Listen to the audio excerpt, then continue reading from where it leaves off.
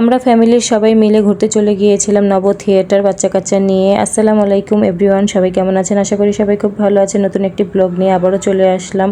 তো এই তো ভিতরে ঢুকে পড়েছি। ভিতরে ঢোকার পরে এই ধরনের অ্যাক্টিভিটিসগুলো ছিল বাচ্চাদের জন্য খেলার, খুব সুন্দর সুন্দর জিনিসপত্র ছিল, জায়গা ছিল। তো এখানে এসে আমার বাচ্চারা প্রথমে একটু খেলাধুলা করে নিচ্ছিল। নব থিয়েটার এর আগে আমাদের আসা হয়নি, তো এবার প্রথম আসলাম বাচ্চাদেরকে নিয়ে। বাচ্চাদেরকে আসলে নতুন নতুন জিনিস দেখানোর জন্য বিভিন্ন জায়গায় আমাদের যাওয়া হয়। এখানকার পরিবেশটা বেশ ভালোই ছিল, খোলামেলা পরিবেশ। আমরা উপরে উঠে যাচ্ছি ভিতরে দেখার জন্য। এখানকার টিকিটের মূল্য ছিল জনপ্রতি 100 টাকা করে। আমাদের 3 জনে 300 টাকা নিয়েছিল। আমার ছোটো বাচ্চার টিকিটের মূল্য নেওয়া হয়নি। তো এই তো ভিতরে ঢুকে পড়লাম। ভিতরে ঢুকে আমার বাচ্চারা সব কিছু দেখছিল, পর্যবেক্ষণ করছিল, কি আছে কেমন আছে সব কিছু দেখছিল। ওরা তো আসলে এই ধরনের জিনিসপত্র দেখলে খুব খুশি হয়ে যায়।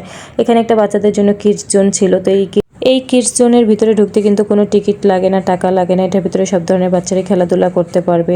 আমরা এখন ফিশ জোনে ঢুকে পড়েছি। আমার বাচ্চারা অপেক্ষা করছে কখন শুরু হবে। এই তো শুরু হয়ে গিয়েছে। এখন এই আর্টিফিশিয়াল ফিশ জোনটা দেখে আমার বাচ্চারা খুবই খুশি হয়ে গিয়েছে। এখানে কিন্তু ফিশগুলো খুব সুন্দর করে নড়াচড়া করছিল আর লাফাচ্ছিল, সাথে পানিগুলোও কিন্তু নড়াচড়া করছিল, দেখে খুবই ভালো লাগছিল।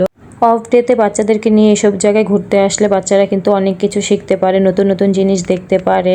বাচ্চা কেন বড় সবার জন্য এই জায়গাগুলো ঘোরার জন্য খুবই ভালো, যেহেতু এই জায়গাগুলো পরিবেশ খুবই সুন্দর এবং খুবই বড় জায়গা। ঢাকা শহরের মধ্যে এরকম বড় পরিবেশের মধ্যে ঘুরতে কার না ভালো লাগে। আমরা থিয়েটারের ভিতরে ঢুকে পড়েছি। এখানে কিন্তু আমাদের নতুন করে টিকিট কেটে ঢুকতে হয়েছিল। আমরা এখানে অপেক্ষা করছিলাম কখন শুরু হবে। আমরা আসলে উপরে জায়গা পাইনি, এসে দেখলাম মানুষ দিয়ে ভরে গিয়েছে, তো নিচেই বসলাম। এখানে কৃত্রিমভাবে নবমঙ্গল তৈরি করা হয়েছে, ওইগুলোই দেখাচ্ছিল। তো এই তো আমরা বসে বসে দেখছিলাম। খুব শক্ত, দ্বিতীয় চেয়ারটি নরম, কিন্তু তৃতীয় চেয়ারটি সঠিক।